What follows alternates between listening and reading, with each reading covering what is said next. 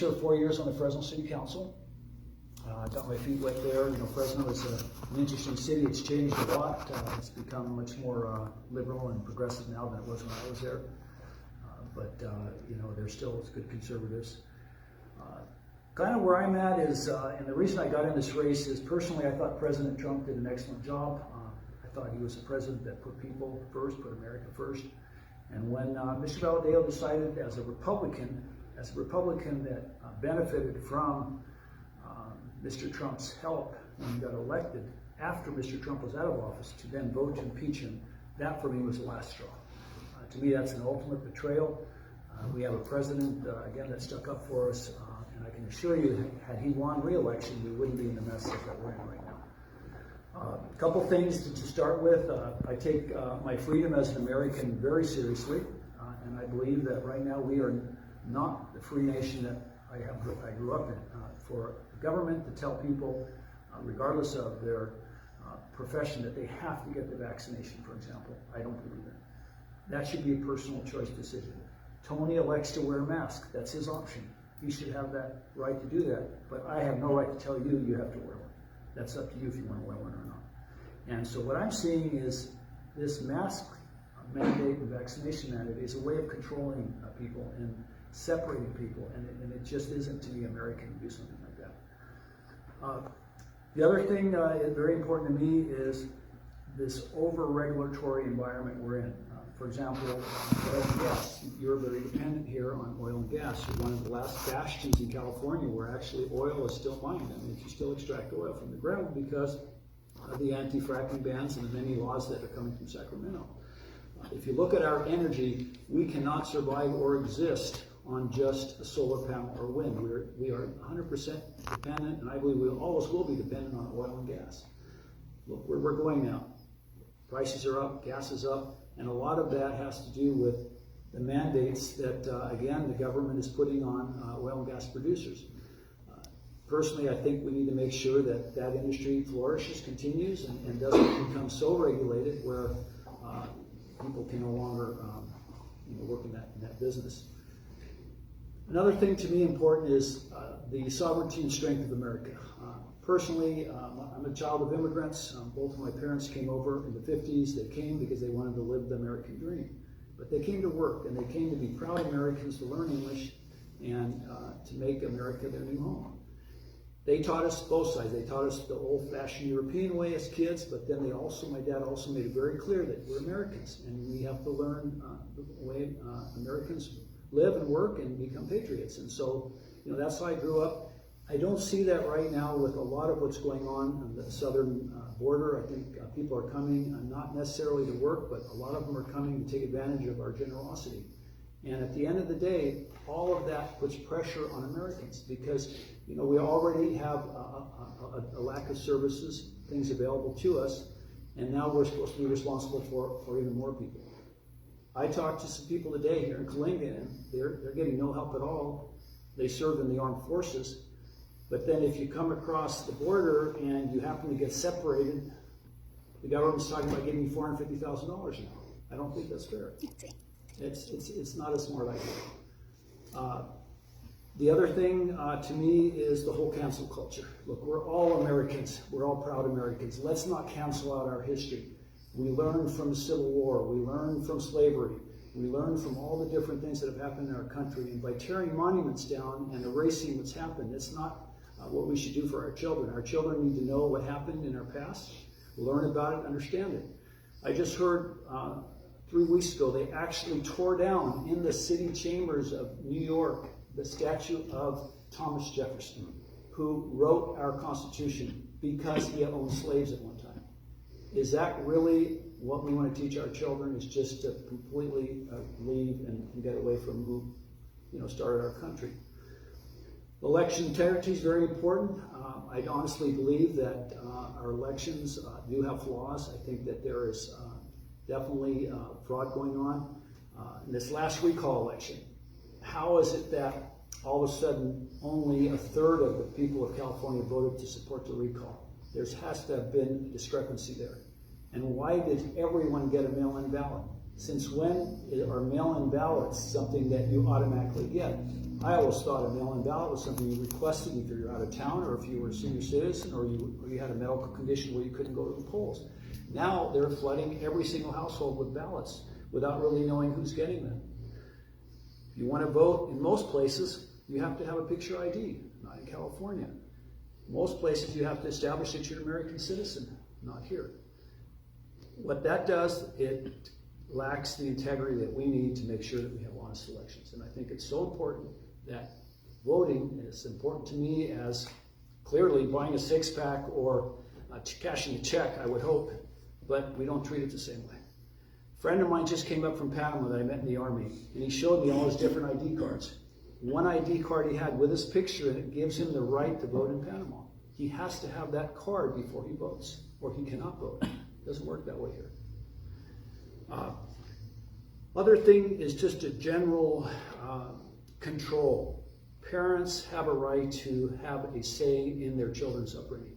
Parents should be able to participate in school board meetings and not be criticized or threatened or harassed. And if you look at America here recently in the last few months, how parents were treated when they speak up is they don't want their children that are minors to be vaccinated. They don't think that should be required when only 99% or 99% of our children have not gotten COVID and are not what they are called the priority portion of the population.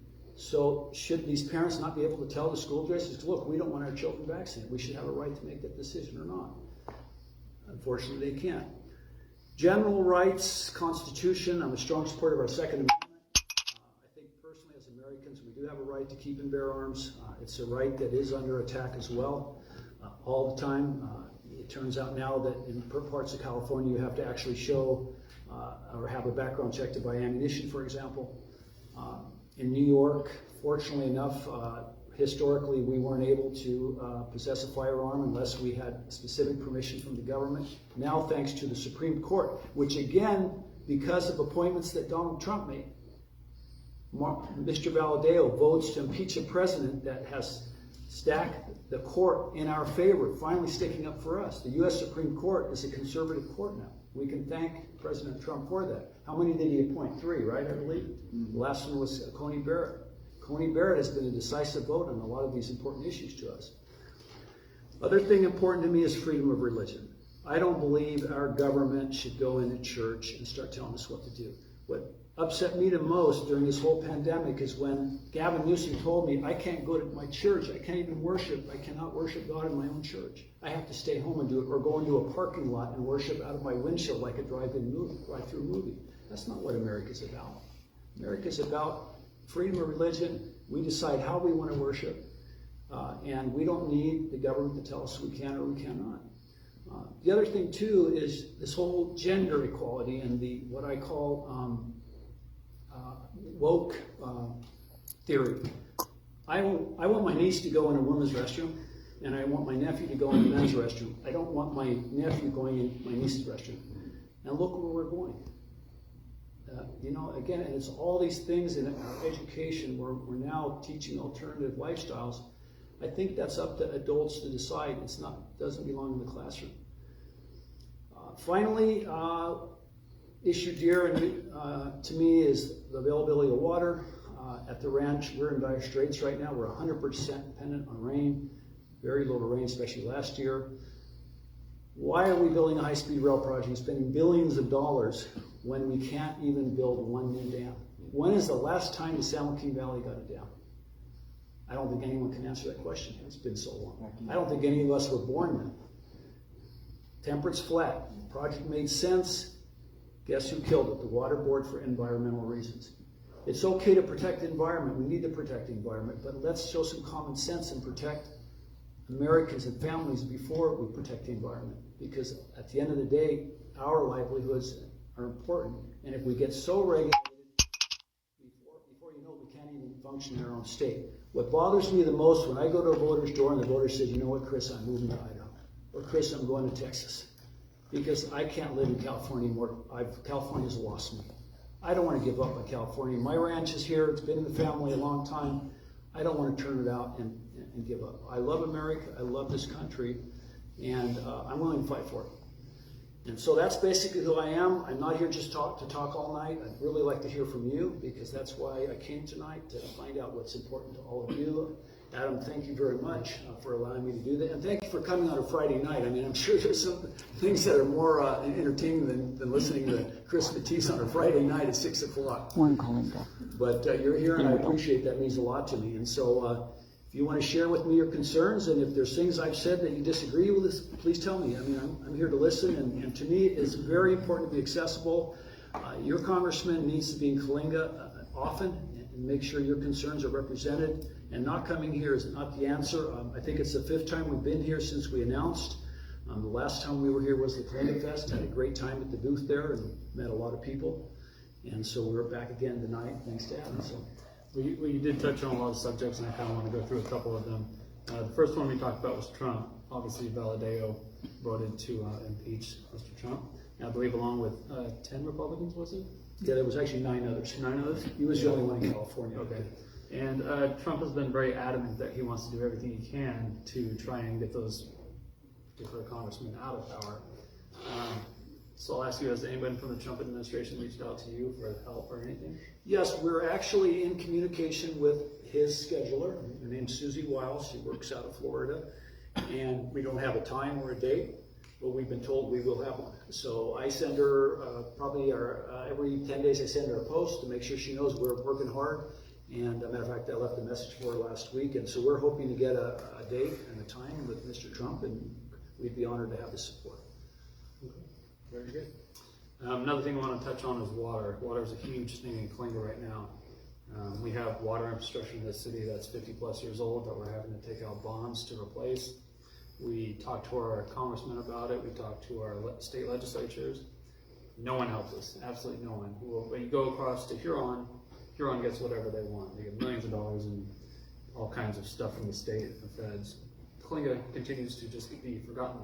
And I think a lot of it has to do with well, there's many different reasons, but what is it that you'll help with the water? I mean, we have, look at the whole state as a whole, where we haven't had any dams built in God knows how long. We have water infrastructure that was built for 20 million people, and we're over 30 million people now. And we're building this stupid high-speed rail and spending billions and billions of dollars on it. And I think it was 2014, the voters of this state passed bonds to build. Exactly. And Sacramento said, we don't really care what you want, we're going to do something else with the money. And it's just on and on and on with these people. And we have federal water contracts, so we're going to run out of water in December here in Coalinga. And once we do run out of water, we're going to go from $2.28 per 1,000 gallons of water to $7.50 per 1,000 gallons of water. So we're pretty much tripling, a little more than tripling our residents' water bill. So what is it that we can expect from you when you go to DC, if you go to DC, to help us with our water? Well, and that's the irony. Government can get these CEQA, California Environmental Quality Act regulations waived for the purpose of satisfying a emergency need. Obviously, if your water is going to triple, it's become an emergency situation. It's no longer a reasonable situation. So to me, we need to, from a federal standpoint, come in and say, look, the dam needs to get built. We don't care about CEQA. We're going to get around it. And yes, it sounds easier, making it sound a lot easier than it is, but they've done it numerous times. They did it when they built a new stadium in Inglewood for a sports venue. They were able to waive CEQA requirements to get the stadium in. So you'd think bringing water to Coalinga would be more important than building a stadium. And so what bothers me is Valadeo or any of our other congressional delegation, has anyone sponsored in the last 10 years a single dam? And what did they say when the dam was annexed by the water board? Because the water board killed the dam, if you look at the history of it. They did absolutely nothing. What did they say when all of a sudden all the farmers now can't burn their trees when they pull them out? Nothing happened, right? Did you hear one member of Congress complain? What happened when you can't go to, and this is not really an issue related to water, but what happened when they all of a sudden you can't go to the Oceano Dunes anymore and run your dune buggy on the sand? These are all decisions that are made by people that aren't even elected. The water board, they're not elected. These are appointed by the governor. The same thing goes for the people, the Air Pollution Control District that killed the Oceano Dune Steel. And that's been going on over 100 years. So now we're going to take that away too. Worse yet, if you're a landscaper, good luck. Guess what's going to happen over the next 5 years? You're not going to be able to run a weed eater anymore unless it's electric. Now, how are you, when you're out on the ranch, going to run a weed eater on electricity if you're off grid and you rely on generators? And that's what's happening in California. And the problem is they are not impacted by these laws. They live in their condo tower in San Francisco. They got all their little services that they need there. They're not out in the rural areas like we are here, where we're dependent on, and these drastic changes, they affect our everyday lives. And a small farmer, up to $1,000 an acre more in cost when he has to replace his orchard because he can't burn his the orchards anymore. He's forced to shred it. You know, and it sounds good. We're going to all shred everything. Everybody's happy, but there's always an impact. These laws impact people's everyday lives. They make it harder on them. You take the fracking ban. What does that do? People that are in oil and gas now, they can't exploit where they used to. You know, all of these things become more burdened. It's almost like when you get an X-ray, you've got that lead jacket they put on you. It's just like putting another jacket, and then pretty soon you can't even walk anymore. And pretty soon you fall on the ground, and then you just, you know. And so that's where I am. Look, I have to say, as much as I've been in government, I don't support government overreach, and that's what I believe is happening right now. And this water thing is, I mean, how about Teviston? Have you guys heard about Teviston? They didn't even have water. I had to ship it in. They said, no water, but we can build a high-speed rail project. This last infrastructure bill that 14 Republicans voted for, over $1 billion of that money is going for the high-speed rail project in California. I didn't see any water in that bill, water storage projects. What's more important? And somebody needs to speak up, because eventually, we have to do something. If we just let it continue to go on, it's going to become worse and worse. No one's doing anything, not the state. No one's doing anything. Nobody. They're all just lip service, you know. And some of you have young children. We got a young man there that his kids are going to grow up, and they want to have all the things that we had when we grew up. So you did touch on a little bit on government overreach, and one of the things that I was kind of appalled by the state and Governor Newsom is when he shut everything down. We continued to keep it shut down. And one of the things Coalinga did was we declared that all our businesses were essential, our churches as well. He's a pastor at our church, Pastor Rich, and we let them open up, and we told the state we're not going to enforce anything that you tell us to enforce. And we were one of 2 cities who did it. Unfortunately, that cost us about $237,000 from the CARES Act money, because the governor withheld our money, even though Congress explicitly said to the states, you're just a pass-through. You're going to give them their money no matter what. You cannot put conditions on this money. Well, Governor Newsom, as he always does, says, I don't care what the law is, I'm going to do what I want. Right. Well, we worked with T.J. Cox, our congressman at the time. He didn't do anything. We worked with David Valadao, who said he was going to do something. He hasn't done anything. So one of the things that I'm asking you is, when you go there, if you go there, get us our stinking $237,000 back. Because where is that money? Where is it? Just sitting in Sacramento. Write that one down. And where exactly is that pot of money coming from? It came from DC when, I think it was a CARES Act, right? CARES Act. Yeah, when Trump, that was back when Trump was president. And it's $237,000. 237 or 217. You got your checkbook, Tony? Go ahead and write it up. I'm Mathys. I'll be personally. Yeah, and some of you might have heard of Emmanuel. It's a Christian school in Reedley. Yes. Do you know that they were fined $30,000 for opening their school? It's a private school that's privately funded.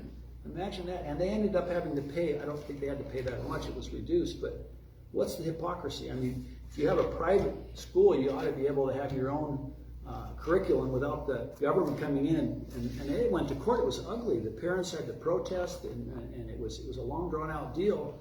And they just said, look, we're a private school. We want to do it our way. But they weren't left alone, that's for sure. These people were threatened, and I felt for them. And Emmanuel's a great program. It's for people that want a Judeo-Christian upbringing for their children. There's nothing wrong with that. It's a good school. Another issue here is crime. Obviously, the governor loves felons. He's done more to help felons than he has in everyday Californian. And to me, it looks like Biden's going to head in that same direction.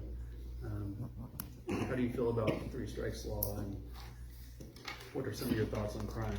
I've met Mike Reynolds personally, and if you know the story about Mike Reynolds, imagine this. His daughter is in the Tower District of Fresno, California. She gets gunned down. A young, beautiful girl.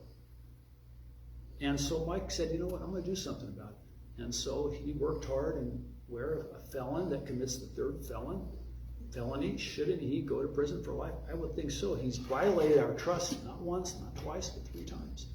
And the bottom line is there has to be a consequence for a crime. And if you don't have a consequence, as is going on right now, where you have DAs in places like LA County, Gaskin is his last name, he's saying, no, we're just going to let everyone out.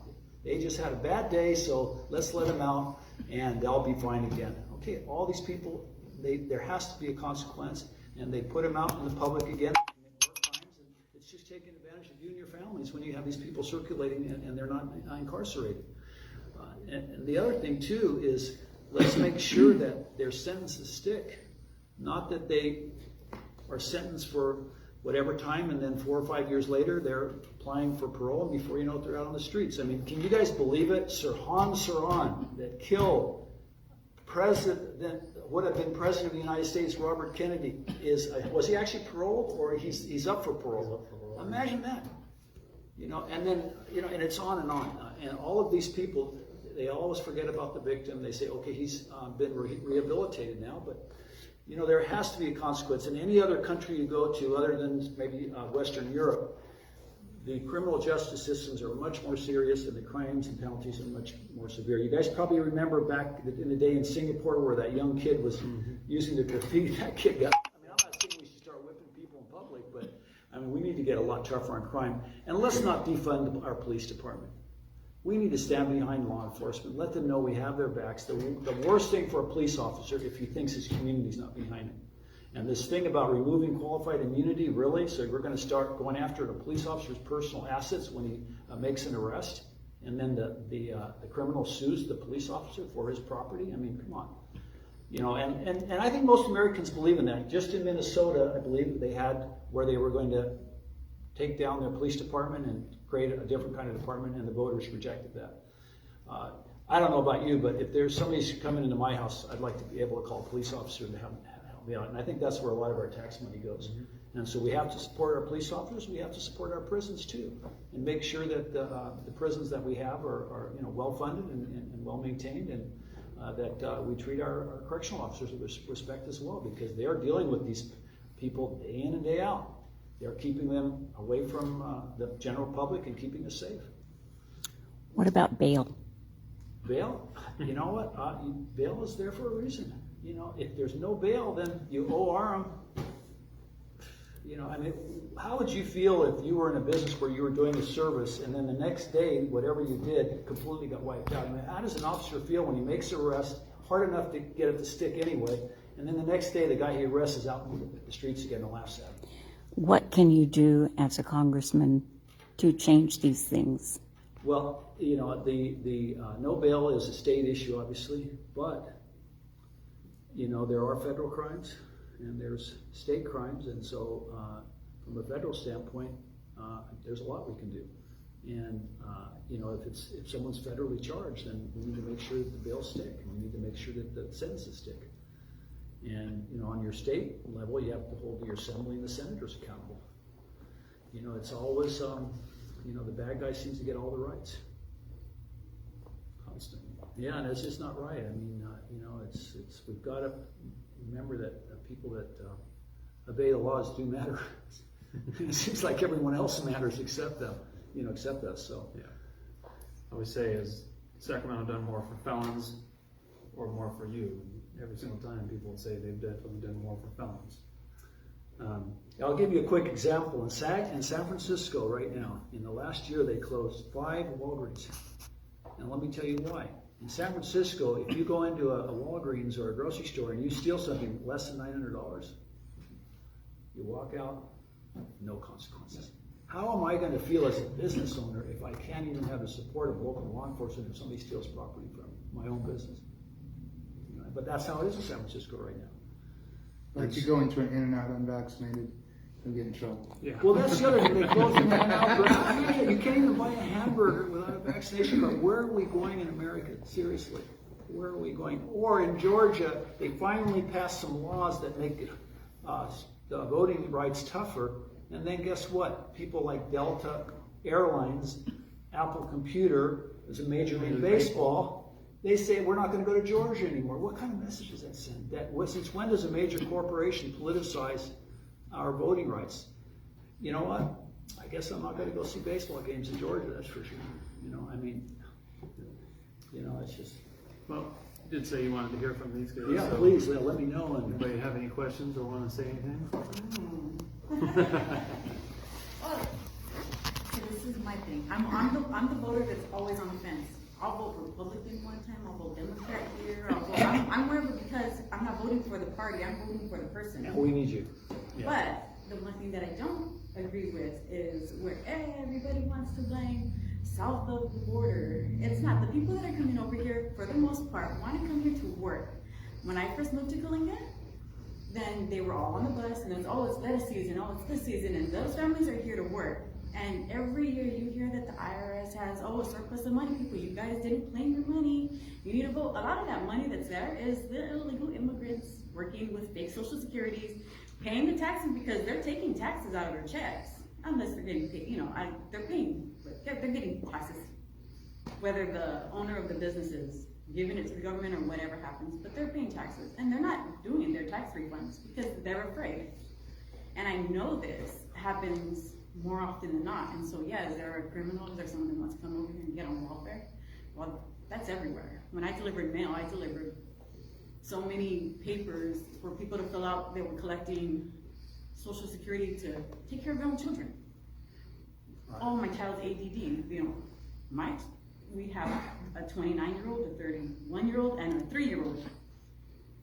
And the times that my older kids were, I'm gonna jump, I do this, I jump subjects. But anyways, when they were little, they were rambunctious. Oh gosh, we're talking about all the bad things they did. Nowadays, the same child, my 3-year-old, their peers, most of them, they say that they're ADD or ADHD and they're collecting Social Security checks. I don't think the problem, so it's those little comments where people just want to blanket the problem on the ones coming from south of the border. Those are my things that kind of sway my vote one way or the other because it kind of seems, I'm not a Trumper, definitely not a Trumper. I'm not a Biden. I wrote I think I told Nathan, I wrote my name in the ballot. I said it because I'd rather throw my vote away because people said I did that. They said, you threw your vote away. I don't care. Nobody else deserved it. And I honestly think most Americans don't have any fault or complaint with someone that comes from any part of the world that wants to come here and work. I can tell you right now in the business that I am in, probably 80% of the people that do the work that we have to do in the branch and different places like that come from a different country. Those people I have a great respect for. And that's the kind of American we want. The ones that bother me is, and not so much, I'm not talking really so much Latin America, where I'm focusing more is like Haiti, for example. The Haitians are not coming to work in the fields, I can tell you that right now. They're not going to come and work the hard work that it takes to pick our crops. They realize that by coming here, because our social network captures pretty much anyone with kids. If you have kids in America, working or not, you're going to get help. And so that's the immigrant that I think most Americans are upset with. I don't think most Americans fault a hardworking person, regardless of where they come from, if they're coming to America to work hard. And that's the type of American that we should support, and I do support. The ones I don't support is the ones that are feeding off of us unfairly. And like you're saying about the disability checks, I mean, if I have 3 kids and I come from a different country, I don't want to work, I sign up, I get my medical, my education, food, housing, everything paid for by all of us that work, I've got a problem with that. Because I can guarantee you, if I were to go to any place in the world, I don't think I would be able to get that. But here in America, because we're a generous nation, we give it away. And so that's where we need to separate. The person that wants to work, let's identify that person, make sure that they are working, but then also protect that person. But the one that doesn't come here, that wants to just come here and say, I want to come to America and take what I can get, and that person needs to stay where they're from and then make wherever they're from better, or either that or change their mind and come to work. Because, look, my parents are both immigrants. They both have a strong accent, and they both came with nothing. But one thing I got to give my dad and mom a lot of respect. They worked. I mean, my mom was an infant nurse because she couldn't speak English, so she had to do something where you didn't have to speak a lot of English. So she took care of babies. And my dad hit the ground running. He was working, in a department store. And they worked, and that's, I mean, my dad worked, right when he passed away, I mean, he's gone now, but I mean, that's what they were, and they always taught me, he said, Chris, if you want something, you gotta work for it. Well, yeah, but then how many people in 88, 89 or so, when Reagan granted amnesty to the illegal immigrants that were here, most of them proved that they were worthy of being, you know, developing that American lifestyle and wanting more for their children. They were doing that. I think that there should be something easier, a program easier, or grant another amnesty to those that are worthy. And we go to Mexico at least once a month. There's a lot of Haitians out there. They're selling the candy just like all the little Mexican babies and Mexican women and all that. They're out there selling their candies. They learned Spanish. Yeah. They're at the borders. A lot of them are also doing really good. And although there's some bad ones, there's bad ones everywhere of every race, creed, and Basically, the commitment that I would like to make as if you're congressman, if I'm successful in the election, is if there is someone that legitimately wants to come to America or lives in America that has shown a complete history of always working, not taking advantage of our system, not going on welfare, I have no problem with helping that person find a path for citizenship. But they have to be legitimate hardworking, because America was built by hard work. And, you know, it's unfortunate, and it's not just one country, it's a lot of people, they take advantage of our generosity here. And they are not coming with good intentions. A lot of them are, and the ones that want to work, I would like to know who they are. And, you know, it's a federal responsibility for someone to become a legal American citizen. I have no problem with helping a person like that, as long as they are coming to work. And that's, to me, is the work element. There's no programs out there for them, or a lot of them aren't. They have to come the way, the legal way. A lot of them. Right, but there is a way once they're here for a path for citizenship if they have someone that helps them in the process. I know numerous cases that are now American citizens, but they're people that worked, they're people that learned the language, the Constitution, and became citizens. I mean, my dad did it. Of course, he's passed away now, but he did it, and it wasn't that simple for him either back then. So there is ways of doing it. And look, I am not anti-immigrant.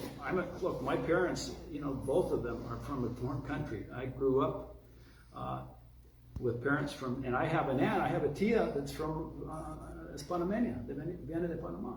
And she's part of the family too from my mom's side. So we have relationships with people from all over, you know, from different countries in our family. And I understand the struggles. I understand what my dad was called a Nazi when he first came here. And they're from Switzerland. He wasn't even involved in World War II. And my dad said, look, we were neutral. Wow, you sound like one. You know, so it was tough for my dad. But he overcame it. He worked hard. And when he passed away, there was like 300 people that showed up. And they were all Americans, and they were all proud of my dad. So it can happen. And, you know, my whole thing is just come to America, make the country better, and work hard. And you're right. A lot of people that come here work very hard. And those people need to have someone to help them. And I'd like to be that person. Chris, doesn't America provide citizenship for a large group of people every year, like 1 million or so every year? It's very large, but those people, they go through the necessary steps. They learn our Constitution. They learn the language. They are law-abiding. They work. And those are the type of people we want to come and stay here and be proud Americans. I just don't think that there's a program that's easy. A lot of people that come over here have the money to they can do it because they can afford to pay for all the paperwork. It's costly. I mean, like I said, we go to Mexico often, at least once a month.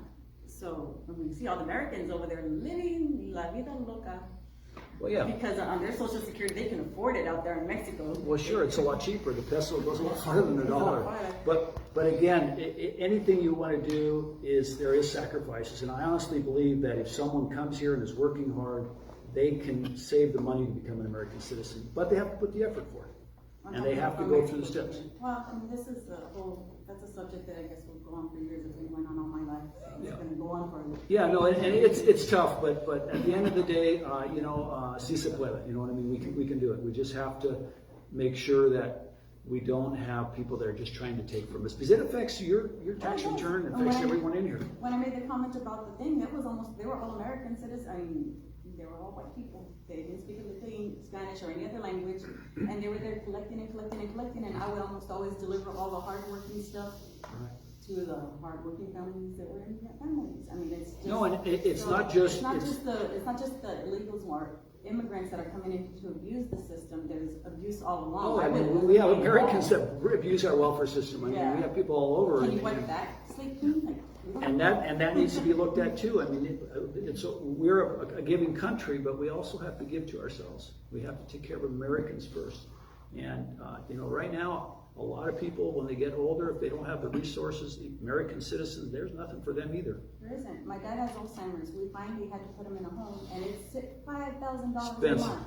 And this is just the beginning. This is Yeah. when his health fails a little more. It's gonna go, and this isn't no Medicare help, no qualify for Medi-Cal, but he gets a little pension. That pension barely covers the $5,000 a month. Right, Like, and that's the person we need to help, because that person's, your dad's an American citizen, he deserves help. He He here needs, illegally, but got amnesty. but he's American now, so he needs to be helped before someone that comes here that's in their 20 and brings 3 kids and doesn't want to work. I mean, it's got to be a priority. Yeah. No, operating engineer for There you go. 40 years. Hard work. So, but yeah, is there anything in the future that would be to where there would be, I don't even know who's in charge of all the government programs, but that would help, why doesn't Medicare cover Alzheimer's? If Medicare's for seniors, why isn't Medicare covering Alzheimer's patients? Well, again, we have to put Americans first. A lot of people don't realize, but you realize that undocumented people that are here in America get free medical. But then your dad, who's a citizen, can't get Alzheimer's care. That has to be changed. Well, because they get Medi-Cal. Medi-Cal gets Alzheimer's care, but Medicare doesn't. Right? And so there's just some inequality right there. That big time. And the person that's getting hurt in that scenario is the American citizen, not the undocumented worker. There's abuse across the border. Like I said, it needs just a clean slate. Karen? I have 4 relatives who have immigrated to America, and they all came legally. My brother adopted from birth a child. When they finally made it an official adoption, he was like 8. And it took them 8 years to get him to America, even though he'd been living with them as a family for his whole life. So by the time I was 8, they were ready to come, but the Americans wouldn't let my brother come home with his adopted son.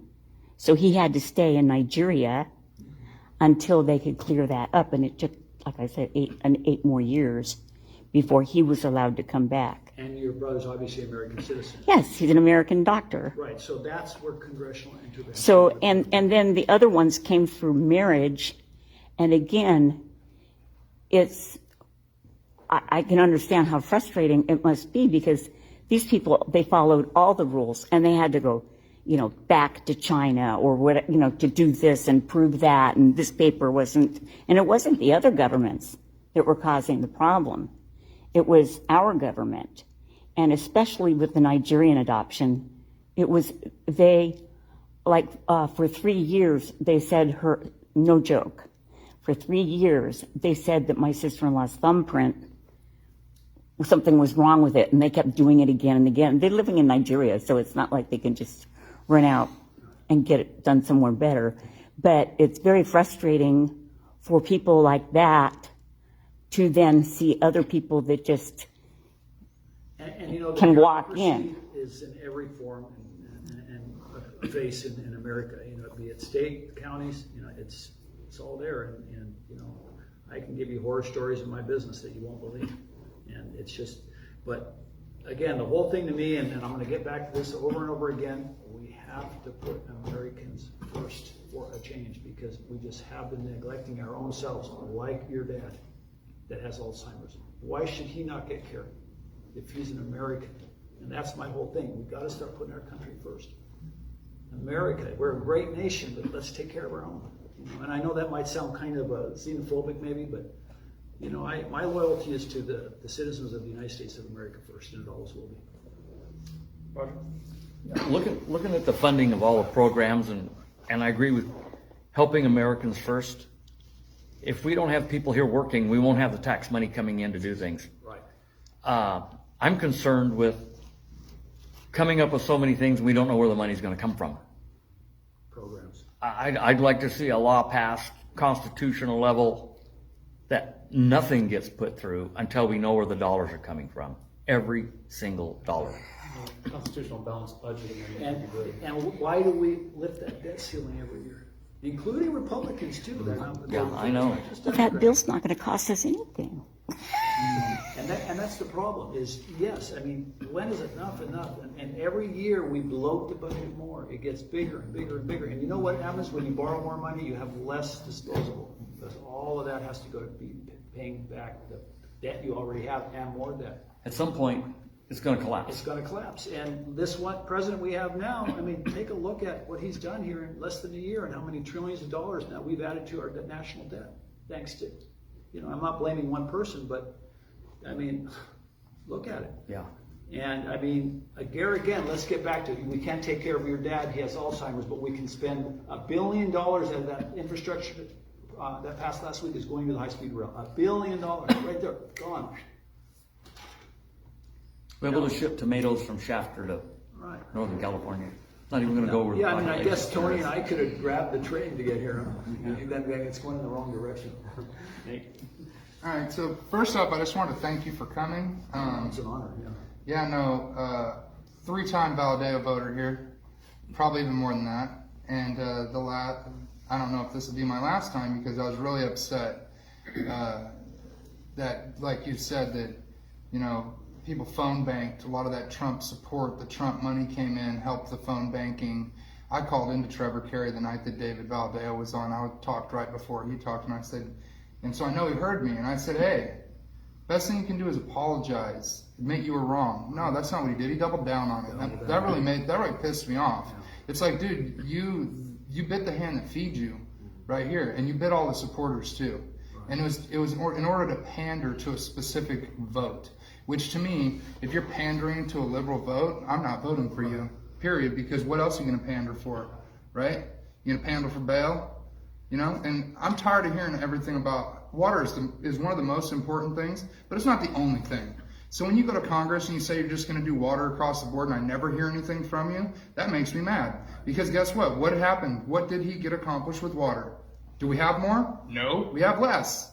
So what happened? The whole time he spent getting all the support. And I'll tell you what really, really makes me mad over all this is all these farmers that continue to support people that do that. And you're going to have a tough run ahead of you right now. In fact, I'm calling all the farmers right now to put some money into the Mathys campaign instead of the anti-recall campaign that some of these farmers put money into, which really ticks me off. Recall, exactly. Right. Matter of fact, the ag community did not support the recall, ironically. They did not support the recall. It's like It's hard to believe. they would rather buy a seat at the table, because that's what they're doing, Right. than support conservatives. You're right.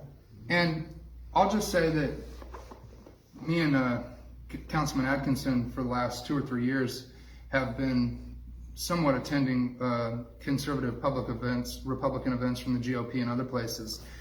And one of our main deals that we've been pushing is that people need to be inclusive instead of exclusive. So I appreciate you coming here to Coalinga and allowing everybody free of cost to be able to talk to you. Sure, yeah. And the one thing that really makes me mad is that when you have to pay $300 or $400 to go see someone, that's just a slap in the face. And I absolutely refuse. Not that I can't afford it, but I refuse because I don't want to support that type of thing. I don't blame you. We have tons of voters out there that are all walks, shapes of life, and colors. And it seems like if you look at the photos of these events, you want to know why the stigma's there. Look at the stigma. Look at it. It's poking out right in front of you. Exactly right. We need to support our Hispanic community. We need to, it needs to be a really tough push. We have people that support the values of everybody right here. There's no difference in the morals and the value systems. And I don't understand why we can't just all get together. We have people that are voting Democrat. And I know people don't want to separate it by party line, but guess what? It's a party line issue right now. In California, if you get to choose a side, there's no wishy-washy going back and forth. They control Sacramento with the supermajority vote. If we don't start getting some conservative voting in there, you wonder why people want to leave. They feel like there's nothing we can do. Well, and this is why, because we have LA and San Francisco controlling everything else. All of these created shortages that are happening, you know, with all these bills that you said yourself, you know, hey, we have too much regulations, these type of things. And I hope if you get into Congress, that's some of the stuff that you work on immediately, is start taking away some of these regulations and start putting pressure. And as a congressman, even United States, you can put pressure on our people. And I've seen you already doing it, and I see you walking door to door, and I see the vast amount of people that you're talking to of all shapes, likes, and colors. And I really like that. Let me tell you, I haven't decided who I'm going to vote for yet, and to begin with, I totally wrote you off. I'm not going to lie, I did. Adam did too. I'm going to call you out. He did too. We wrote you off. We were like, no way. That guy? That's cool. But you talked, you walked, and you knocked, and you continuously do it. And so, super happy to have you in Coalinga, and I think this is going live on Facebook. I think Mary's living it. Mary, yeah. And so, my piece of advice, reach out to the Hispanic community. Do what you can. I feel that there's a large group of people that feels disenfranchised, that feel just like we do, but they vote the other side because they don't have these conversations, like the conversation that you're having with Angie back here, going back and forth. That's important, that people understand what conservatives feel like. And then it's also important that the conservatives realize that, hey, we have fellow conservatives sitting here that feel the same, but they feel like they may be disenfranchised, or they feel like, hey, it doesn't feel the same. It just doesn't feel right. And we need to get those feelings in so that we can all be on the same page. If you look at the list that Tony and I are using, and you know, Tony Ortega here, I would say 40% of the families we visit are Latino. And you know, I don't care who you are. I mean, we met the rat lady today. I mean, we shouldn't call her that, but this lady has 50 rats in front of her house. And matter of fact, you'll see a picture on Facebook with me holding one of them. So, you know, it's so important to me that every community is represented. And, you know, be candid with you. Yo hablo el español 100%. You know, and I think that the Spanish is going to help a lot, not so much in the primary, but in the general election.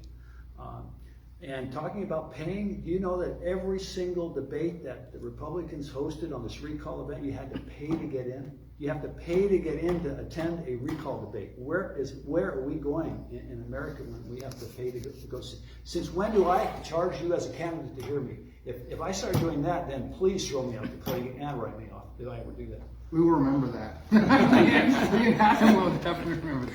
I want to add just one thing to what Nathan said, and that is that I think it's so important that all of us try to remember, especially you as a candidate, that when people come with diverse ideas or challenging ideas, it's not always important to agree with them, but it's important to let that person know that you understand what they're saying and that you're hearing it. I think that's really vital, and that's a problem I think that our politics system has. And we don't listen. Let's get things done that you can see and feel and touch. Like when I was on the city council in Fresno, I'll still remember this, and this is, maybe you'll laugh at this, but I had several ladies come up to me that live in apartment complexes, and they said, look, we have no room for our dogs. I said, so what are you telling me? He says, we need a dog park. So if you look at my history, I opened Fresno's first dog park. And I know this sounds kind of corny, but you wouldn't believe how many people use that dog park to this day. It was so bad that when I put it up on the agenda that the other councilman barked when I walked by. Whoa, whoa. But I mean, it's the little things that matter. And it's accessibility, like in the situation with your father. You know, I don't know to the extent I can get involved as a member of Congress, but you know, those are the personal stories that I think are just as important as going to some you know, junket in Florida where you got guys that are spending $1,000 to get in. I mean, you know, and that's the problem. It's all about the money. Mr. Valadeo, right after his vote for impeachment, he collected $250,000. One of his big donors was Elizabeth Cheney. What is that telling us? So we're having our own party paying money and congratulating a guy that votes against our conservative president. I mean, where are we going? I had a guy, big donor in Fresno, main guy, right? And I'm not going to mention his name. I will maybe if I win later, but now, definitely not now. I called him. He says, you know what?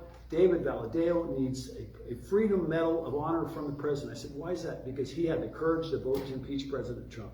I said, what? I said, courage to vote to impeach a Republican president has fought for the last 4 years? He says, yeah, he deserves an award.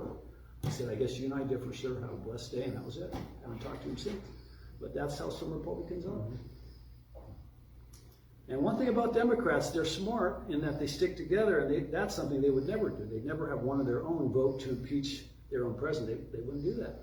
You know, and if you start, what's the old saying? A house divided is a house that falls, right? Anybody else? Anything else bothering anyone? My ma'am? Yeah, me. Sarah? No, I have a huge concern for water. And because of the ripple effects of it, without the water, we're gonna lose population. And we're trying to keep the city vital. And my other concern is for education. Why don't you tell them what you do? Yeah, I'm assistant principal at Kettleman City Elementary. It's my first year there. Prior to that, I was 19 years in the Coalinga Huron Unified School District. Last year, it was my first year as instructional technology coach in a pandemic. Wow. It hasn't been easy.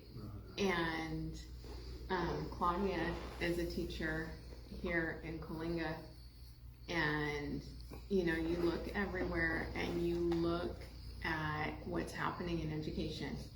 You see so many vacancies. I can't tell you how many times I'm in the classroom, I'm in the nurse's office, helping custodians, doing all of that, not able to do any of my regular responsibilities. I know today, Fresno, they were giving subs a $100 stipend or bonus just for working today because they weren't going to have enough people to fill the subs. I know last year, it's a huge crisis, and it's not getting any better. If anything, it's getting worse. And what would you attribute that to? Why? I mean, is there a lack of young people wanting to be teachers? I mean, what's the... There's a huge lack of people wanting to be teachers. The disrespect that is given to teachers, everything that they are asked to do, and then asked to do more, and then asked to do even more on top of it, and then say, oh, but you're in it for the kids. Why are you asking for this? Every year, I spend at least a couple $1,000s out of my own money, the wages I'm earning, to do my job. What other profession does that? And then when anyone says anything about it, it's, but you're in it for the kids, right? The parents should be in it for the kids. Right, and then everything always goes back on the teacher, right? And it's like, oh, well, my kid didn't learn, so it's your job. You know, you're not doing a good job, and you could be doing an incredible job. And then you have other situations where people want to tie a teacher's pay to the performance of the students and whether or not they're proficient. Okay, but then you also have a situation where some teachers get all of the AP classes, and then Claudia is still there. Claudia is in a continuation high school. I was there for 8 years. You're gonna tie our pay to whether or not these students are proficient, but they came to us 11th and 12th grade having never passed a math class in their life, having never passed an English class in their life. And you're gonna take our pay away? Right. Like, that's unreasonable. And in addition to that, they wanna take our pay away as we're paying money to do our job. And, why would anyone wanna enter that profession? And it can't just be the teacher. The parents have to reinforce what the children learn during the day. That's what homework's all about. And if you don't do homework, you're not gonna advance in class. I mean, I remember when I was a kid, I wasn't exactly a Rhodes Scholar. I was kind of it took me forever, it took me till I was 55 to get my college degree at Fresno State. So I mean, I wasn't like a rocket scientist. And I had to do a ton of homework. It took me a while to learn the stuff. And when I was a kid, my mom used to come home. When I came home, she said, what did you learn today? Great. What homework do you have? Get it done. You're not gonna go out and play or anything until it's done.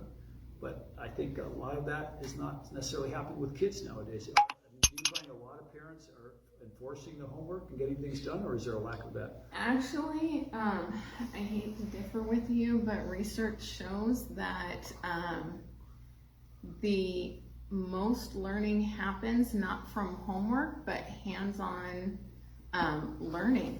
Okay. And you can look at John Hattie's research, visible learning.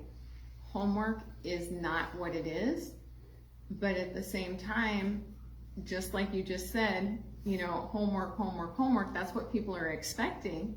But then what homework does is, number one, it does not increase the learning at a rate that hands-on projects do. Okay.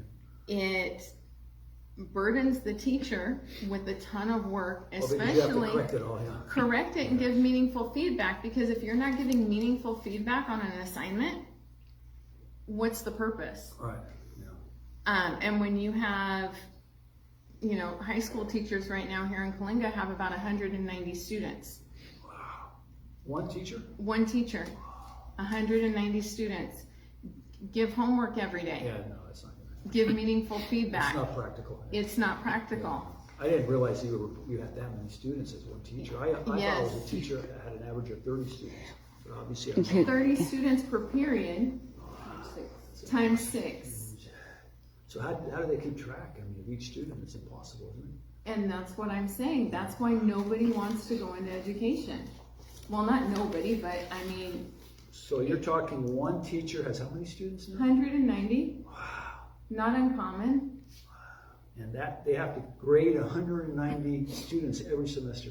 Right. And so they're doing all this homework because people aren't realizing that experience-based learning is what's actually better, but then try and have the time to plan those lessons, because you're taking all of the time that you would be giving meaningful feedback and then take that and put it into the planning of the meaningful lesson that's hands-on learning, that's going to give them the ability to develop the critical thinking skills that they're going to need, because we have to prepare them for professions For that life. don't Yeah, exist, for life, yeah.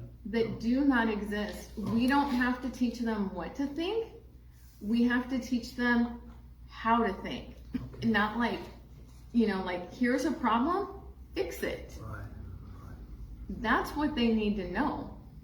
So that teacher would potentially have to deal with 190 parents in a parent-teacher conference? Yes, How do they have time for it? How does that? they don't. I can tell you, I'm retired That's teacher too. insane. Yeah. I was at the continuation when I transferred back to the high school, and I went from having still teaching this smaller number of students, but still the same number of periods.